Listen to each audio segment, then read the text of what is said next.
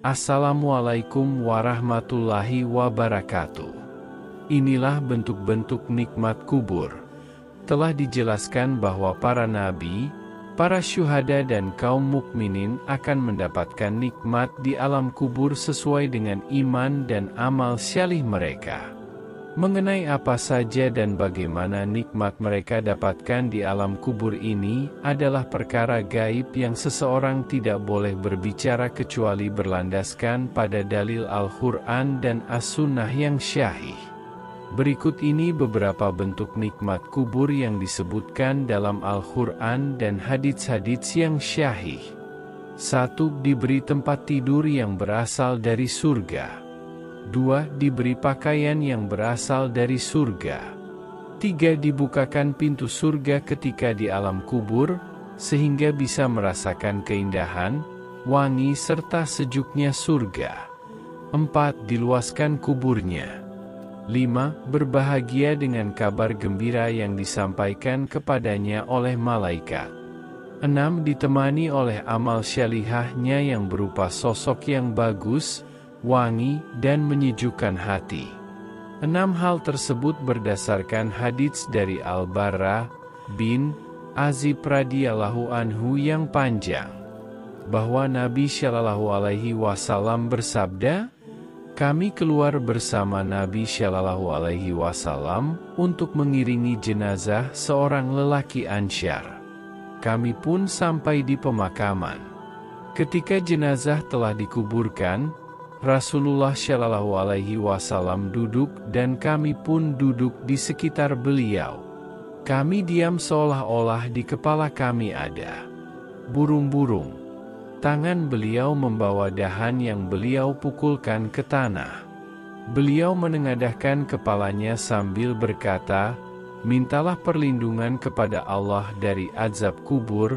Beliau mengucapkannya 2 atau 3 kali. Beliau lalu bersabda, 'Seorang hamba mukmin ketika berpisah dari dunia dan menghadapi akhirat, malaikat turun dari langit untuk menemuinya dengan wajah putih seperti matahari. Mereka membawa sebuah kain kafan dari surga dan minyak wangi dari surga. Kemudian malaikat tersebut duduk di sisinya dan mereka memenuhi pandangan si hamba. Kemudian malaikat maut alaihi salam pun datang dan duduk di sisi kepalanya sambil mengatakan, 'Wahai jiwa yang tenang, sambutlah olehmu ampunan Allah dan keridaannya.'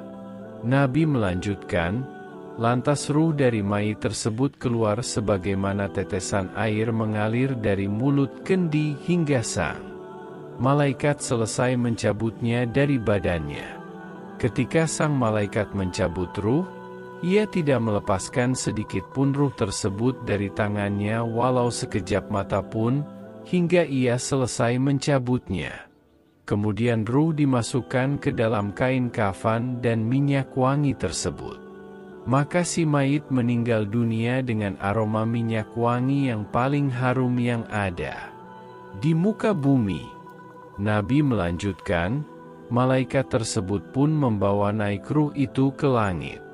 Dan tidaklah mereka melewati sekawanan malaikat lain kecuali mereka bertanya-tanya, 'Ruh siapa yang wangi ini?' Para malaikat menjawab, 'Ini adalah ruh si Fulan bin Fulan.' Mereka sebut dengan nama terbaik yang digunakan oleh orang-orang untuk menyebutnya ketika di dunia. Begitulah terus hingga mereka sampai ke penghujung langit dunia dan mereka meminta untuk dibukakan, dan seketika itu pun dibukakan. Para malaikat terus menyebarkan kabar tentang si ruh tadi kepada penghuni langit. Berikutnya hingga sampai ke langit ketujuh. Kemudian Allah Azza wa Jalla memerintahkan, 'Tulislah catatan hambaku ini di Iliin dan kembalikanlah ia ke bumi. Di sanalah aku menciptakan mereka dan ke sanalah aku mengembalikan mereka, serta di sana jugalah aku akan membangkitkan mereka sekali lagi.' Kata Nabi, ruh tersebut pun dikembalikan ke jasadnya, Kemudian dua malaikat mendatanginya dan mendudukannya dan bertanya, "Siapa Rabb-mu?" Ia menjawab, "Rabbku adalah Allah." Mereka bertanya lagi, "Apa agamamu?" Ia menjawab, "Agamaku Islam." Keduanya bertanya lagi, "Bagaimana tentang seorang lelaki yang diutus kepada kamu?" Si mayit menjawab, "Dia adalah Rasulullah Shallallahu Alaihi Wasallam." Keduanya bertanya, "Dari mana kamu tahu?" Ia menjawab, "Aku membaca kitabullah, Al-Quran, kemudian aku mengimaninya dan membenarkannya."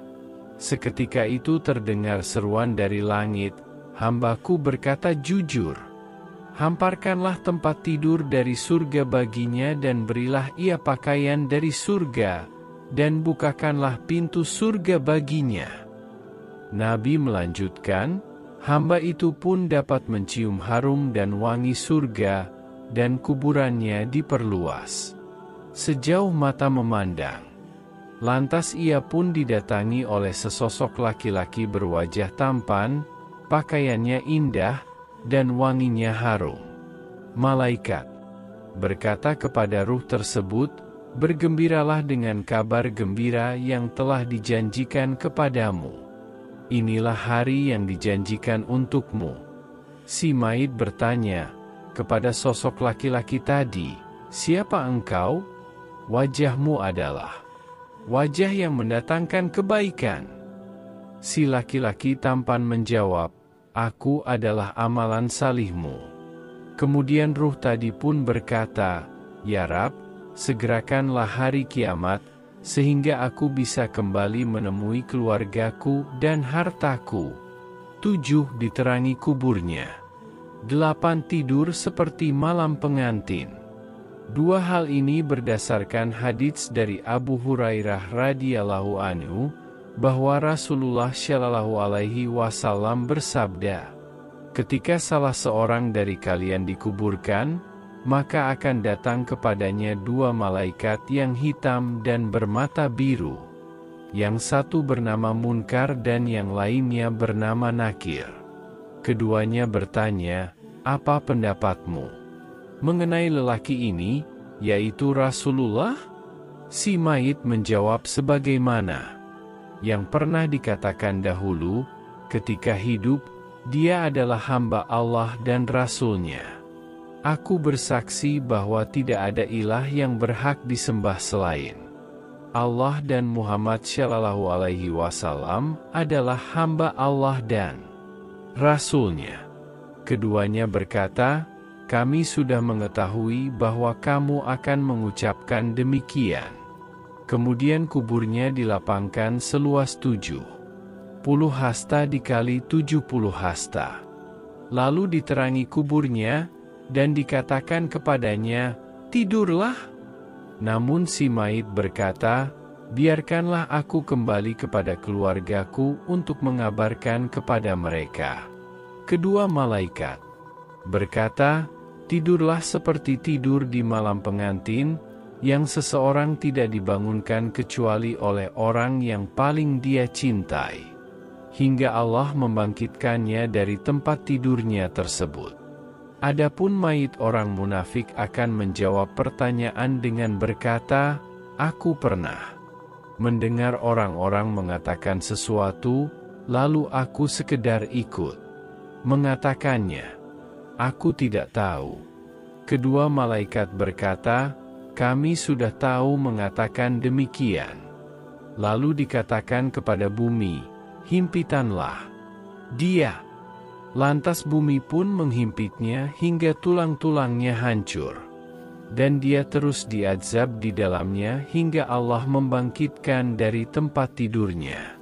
Al-Mubarakfuri rahimahullah menjelaskan, keadaannya diserupakan seperti tidur di malam pengantin karena ia berada dalam kehidupan yang baik di alam kubur. Dan jangan sekali-kali kamu mengira bahwa orang-orang yang gugur di jalan Allah itu mati, sebenarnya mereka itu hidup di sisi Tuhannya mendapat rezeki. Mereka bergembira dengan karunia yang diberikan Allah kepadanya, dan berbahagia terhadap orang yang masih tinggal di belakang yang belum menyusul mereka, bahwa tidak ada rasa takut pada mereka dan mereka tidak bersedih hati. Mereka berbahagia dengan nikmat dan karunia dari Allah. Dan sungguh, Allah tidak menyia-nyiakan pahala orang-orang yang beriman. Al-Hasan Al-Basri rahimahullah berkata, para syuhada itu hidup di sisi Allah, mereka dihadapkan kepada surga sehingga mereka pun merasakan kesenangan dan kebahagiaan.